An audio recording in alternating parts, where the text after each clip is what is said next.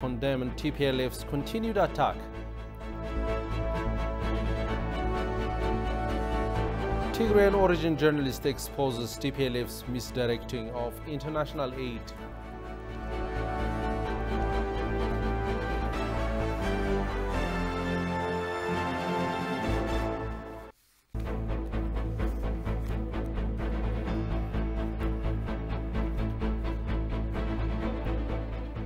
Good evening to you all. A very warm welcome to ETV News. I'm Grum Tariku.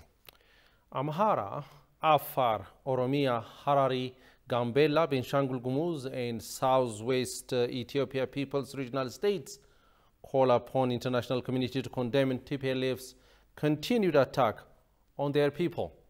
In a statement, the Amhara Regional State said the terrorist TPLF has been committing atrocities on the people of Amhara living all over the country.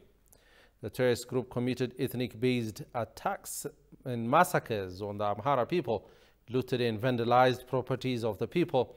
The statement said the terrorist group inflicted 288 billion birr damage on facilities and infrastructure of the region during its last invasion, the statement shows. The statement said the terrorist group has opened fresh war on the people of the region, undermining the peace efforts by the region and the federal government at large. The regional government called on the international community to denounce the terrorist TPLF for its continued attack on the region. Similarly, the Afar Regional State issued a statement on the continued atrocities TPLF is committing on the people of the region. The statement said the TPLF group has massacred people in the region, including children, women, and elderly. The group destroyed many public and religious institutions in the region, it is stated. In its renewed attack, the TPLF is targeting innocent civilians, the region said, calling on international community to denounce such atrocious act. Meanwhile, Oromia, Gambela, Benshangul Gumuz, Southwest People's, Somali, Sidama, and Southern People's Regional States vowed to support the legal measures taken by the federal government. The states underscored the federal government has the responsibility to protect its people and sovereignty of the nation unless the terrorist group stop the large-scale, brutal attack.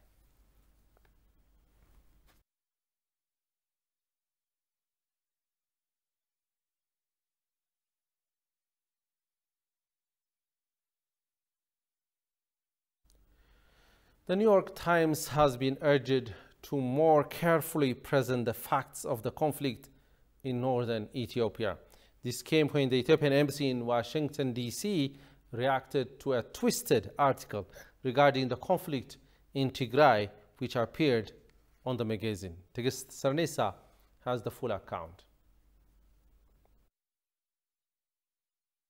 It said the embassy recognizes the New York Times as a leader in ensuring the international community is objectively informed about the facts of the present conflict. However, the embassy is concerned that the New York Times article of August 24, 2022, entitled "Fighting Erupts in Northern Ethiopia, Shattering Ceasefire," missed that mark both in the body of the article and its "Understand the War in Ethiopia" section. Principally, the article fails to acknowledge that TPLF forces rebelliously instigate the conflict in November 2022 by attacking various Ethiopian National Defense Forces based in Tigray. The U.S. government acknowledged this fact when the then Secretary of State Mike Pompeo and the then Assistant Secretary of State for African Affairs Tibor Nagy condemned the TPLF's attack on Ethiopia and Eritrea. U.S. Secretary of State Mike Pompeo met Tuesday with Ethiopian Prime Minister Abiy Ahmed in Addis Ababa, where the two men discussed a number of key issues.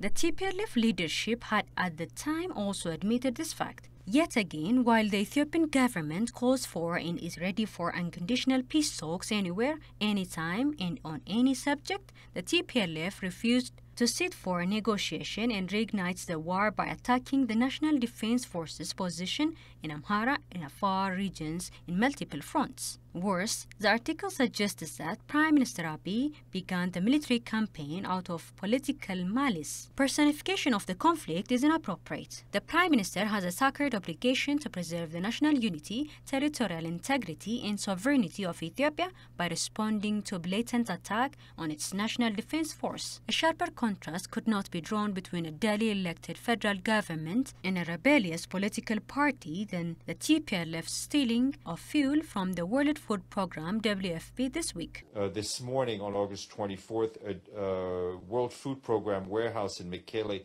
was forcibly entered by Tigrayan forces who took 12 fuel trucks, tankers, with 570,000 liters of fuel. The team on the ground unsuccessfully tried to prevent this looting. These stocks of fuel were to be used solely for humanitarian purposes, with the distribution of food, fertilizer, and other emergency relief items. This loss of fuel will impact humanitarian operations in supporting communities in all of northern Ethiopia. Compared to the government of Ethiopia's progressive partnership with the WFP and others to facilitate access to humanitarian resources, including fuel, for the people of Tigray, Amhara, Afar, and across Ethiopia, since the government unilaterally declared a humanitarian truce in March 2022. The embassy implored the New York Times to more carefully present the facts of the conflict in Tigray moving forward. Inaccuracies like those presented on August 24 risk emboldened further aggression in Ethiopia and other parts of the world where democracy is under threat. Your readers deserve to know the truth about the causes of this conflict and accurate reflection of the current developments.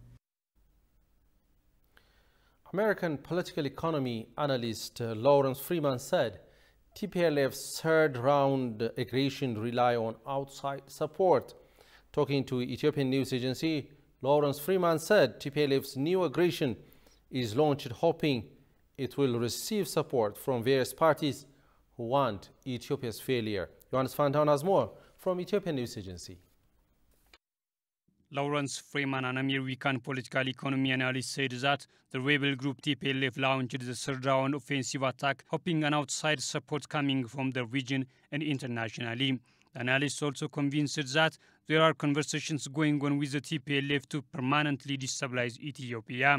But I am convinced 100% that the TPLF would not be so emboldened as to launch a new round of warfare, which they're going to lose, but it's going to result in more destruction. They would not launch this effort without some kind of signal of support coming from outside of Ethiopia. This is very dangerous. And I would call on all international nations who claim to support democracy in Africa that they now come out clearly, vocally, demonstrably, and denounce any more armed attacks against the elected government of the nation of Ethiopia. Explaining the support of outsiders to TPLF, Freeman said that there was a plane traveling into Tigray which was not authorized by Ethiopian airspace. The plane transporting weapons to the terrorist TPLF is the property of Ethiopia's historical enemies and was shot down by the heroic Air Force for violating the country's airspace. For Freeman, this clearly indicates that there is a desire of outside forces encouraging TPLF to continue the conflict intended to weaken the central government of Ethiopia. The whole purpose of destabilizing Ethiopia is to weaken the central government. That's the geopolitical aim of the so-called rules-based order, is they want governments that are that can be manipulated by them and that can take orders from the Western oligarchy, and they have not, they don't believe that the Ethiopia should be one united nation, and they support ethnicity, and they're supporting the activities, either directly or indirectly, of the TPLF to continue its war to weaken the government of Ethiopia. Freeman underscored that the motives are essentially in the long term, making sure that Ethiopia is weakened and destabilized by ethnicity. The destabilization effort against Ethiopia have a geopolitical aim, and there are forces that want a government they can manipulate and take order from. Now, why haven't leaders, why hasn't President Biden, why hasn't Secretary of State Blinken on his recent trip to Africa? Why hasn't Linda Thomas Greenfield, the ambassador to the UN, who's also in Africa the first week of August? Why haven't they come out and called for the disarming of the TPLF? Why haven't they made clear that Tigray is not a nation? There's only one nation, the nation of Ethiopia. If you want to change that, then you have to change that in the next election, as we're telling people in the United States who are committed to violence against the United States government. And there's no word on that. Now, clearly, the TPLF would not be able to exist in the condition they are and control Tigray in the way they do without outside support. The analysts called on nations who claim to support democracy in Africa to come out now and clearly and equivocally denounce any war on the elected government of Ethiopia.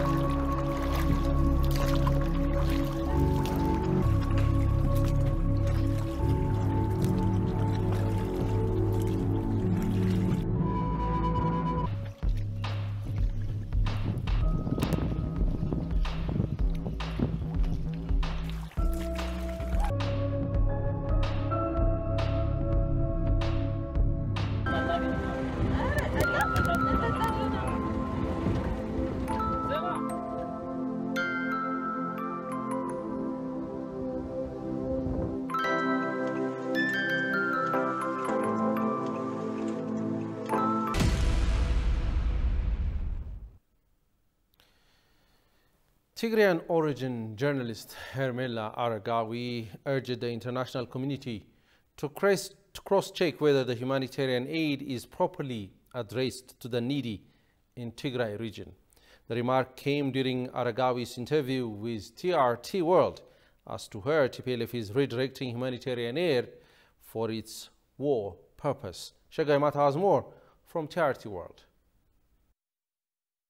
Rejecting the peace talk given by the Ethiopian government, the TPLF has resumed a third-round war in Afar and Amhara regions. In an interview with the TRT World, Hermela Aragawi, an Ethiopian Tigrayan journalist, underlined that the recent World Food Programme announcement of the pillage of fuel by the TPLF is an indication that the group's consistent use of humanitarian aid delivered by the international community to its war purpose. The TPLF, the Tigray People's so-called Liberation Front, has a practice of creating crises for the people of Tigray, like it did when it started this war, and then taking the aid that it gets from the international community and repurposing it for war. What we saw this week was absolutely outrageous. The UN World Food Programme said TPLF militias took 12 UN fuel tankers, 500,000 liters of fuel, and then broke the 5 months truce that you mentioned and restarted war. The Ethiopian government has actually held up its part of the bargain, stuck with the truce, allowed unfettered humanitarian aid access to go into Tigray. There was Claire Neville from World Food Programme was on TRT a couple of weeks ago saying aid has been flowing into Tigray since April. The Ethiopian government has said they are willing to have talks without preconditions. But instead, once again, we saw TPLF resort to war. We saw them redirecting humanitarian aid to war. Aragawi also indicated that, according to the UN, this time last year, about 1,000 UN trucks went into Tigray, didn't come back, as they were carrying TPLF militias into the neighboring Amhara and Afar regions. This time last year, about 1,000 UN trucks went into Tigray, according to the UN Chief of Mission in the capital of Ethiopia, and they didn't come back until they were carrying TPLF militias into the neighboring Amhara and Afar region.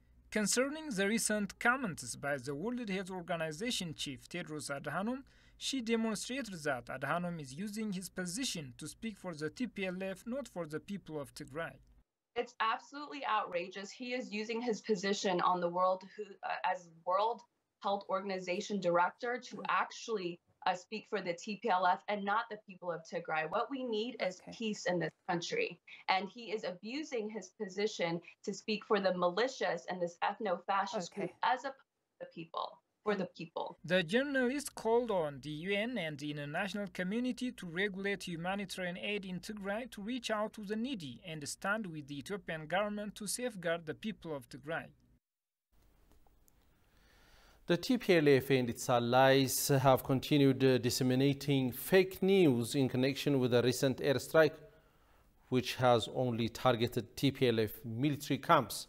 Recently, the TPLF lobbyists are sensationalizing the conflict with a smear campaign against the government. Habtam Ashagri compiles the following report.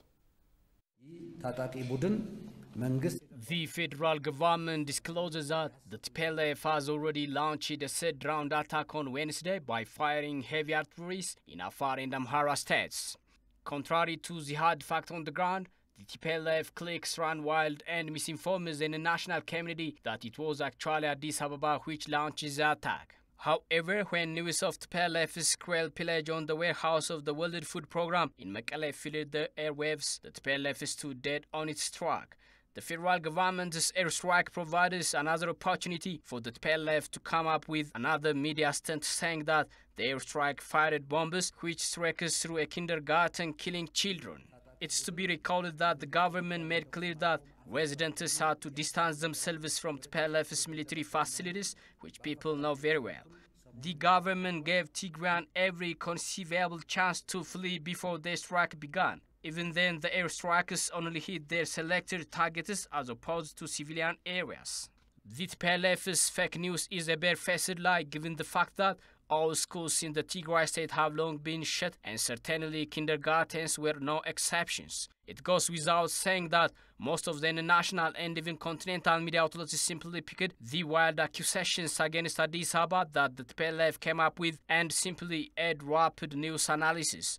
If the federal government of Ethiopia is responsible, it could have bombed the facilities without bothering to issue a warning statement. The TPLF seems to be heavily losing on international front as some of its acts of aggression are laid bare and the international community, unlike the past, is seeking all the right questions. Meanwhile, the government has continued to reiterate that it's never too late to give peace a chance.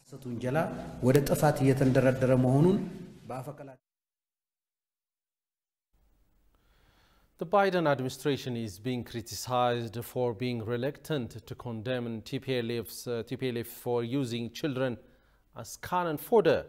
The renowned political science scholar in California State University, Professor Alamayo Gabramariam, said the Biden administration has kept silent on TPLF's forced conscription and use of children soldiers in war fronts. TPLF has been driving children to war to use them as cannon fodder, calling the U.S. government and the international community at large to categorically denounce such an act he described as a war crime.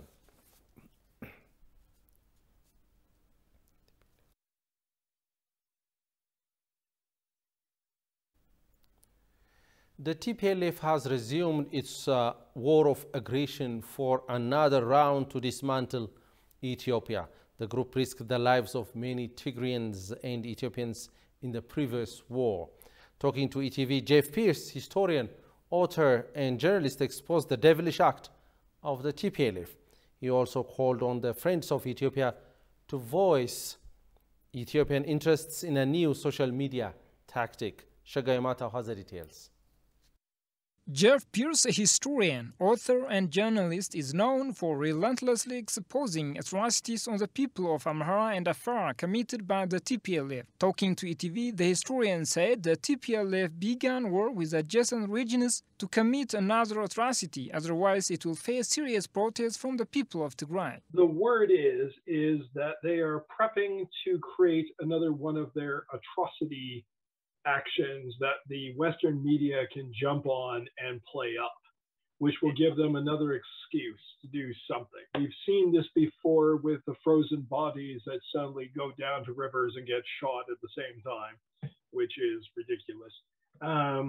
apparently they're trying to do the same thing again. I would not be at all surprised if when they try, Lucy Casa is reporting on it because she goes back and forth and plays both sides now. So that's sort of the deal that I'm hearing. They have to do this because unless they have perpetual war, well, they're in deep trouble because otherwise their own people, Tigrayans, are fleeing their area in droves, trying to get away from them. Regarding Tedros Adhanom, Director General of the World Health Organization, Pierce stated that Adhanom is a huge danger to public health, from the many disappearances of Amharas to the deaths of millions by COVID-19 pandemic across the globe. He's directly implicated in millions of Amhara disappearing off the just into thin air, off the rolls of the census, plus scores of women getting forced sterilization and contraceptives without informed consent. From the Washington Post, if you want to play the Western media card, they were reporting on him sucking up to China at the start of the COVID crisis. And the reason why he did this was because he thought that they would be on their side in terms of the TPLF propaganda and the struggle. And they discovered, nope, there's no allegiance there. He put millions of people around the world at risk. And we don't know how many people possibly died because of this man's incompetence and his corruption.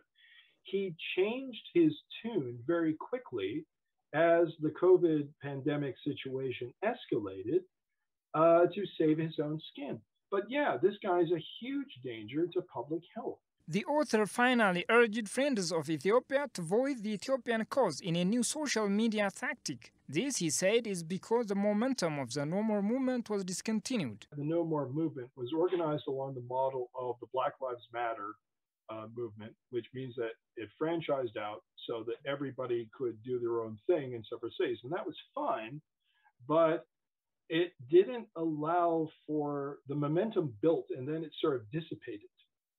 We need something new.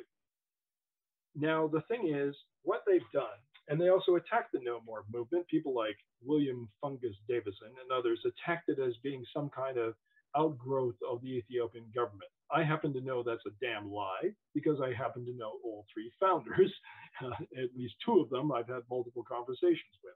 I happen to know the allies. So they want to try to demonize anything that is a social movement that would just be Ethiopian. How do we fight this?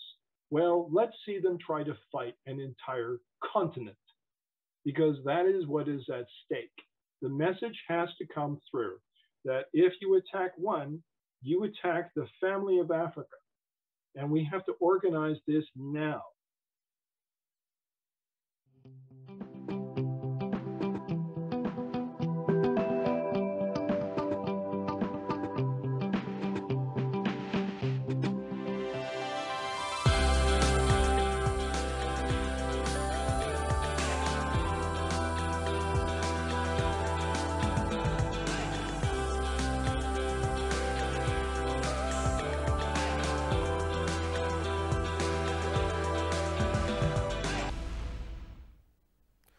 Welcome back. African heads of state and a Japanese delegation have met in the Tunisian capital Tunis for talks on promoting Africa-led development. Tunisian President Kais Saied welcomed visitors to the 8th Tokyo International Conference on African Development, TICAD. African Union Chair Macky Sall, who chaired the conference, said Tokyo International Conference for African Development continues to deliver on its promises with concrete results in the areas of education, agriculture, health, and water. The summit is important for the African countries as the continent continues to suffer from the political and economic crisis made worse by the COVID pandemic and more recently the war in Ukraine affecting wheat imports. Some 30 heads of state are at the summit, which lasts until Sunday.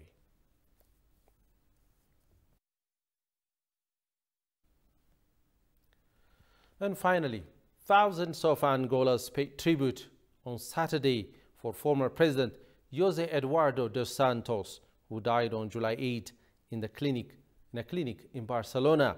The funeral procession left Dos Santos' family home in Luanda, traveling through the city to the Republic Square, where the burial will take place on Sunday. Jose Eduardo dos Santos was 79 years old and died following long illness. He ruled Angola for almost 40 years. On the streets of the capital city, many remember him fondly. The former president will be buried with full military honors in a ceremony attended by representatives of 18 countries, including former colonial power Portugal and the UN.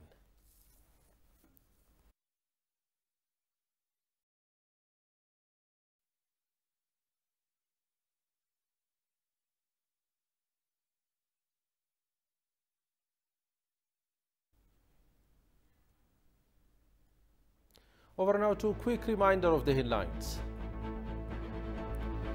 States call upon international community to condemn TPLF's continued attack.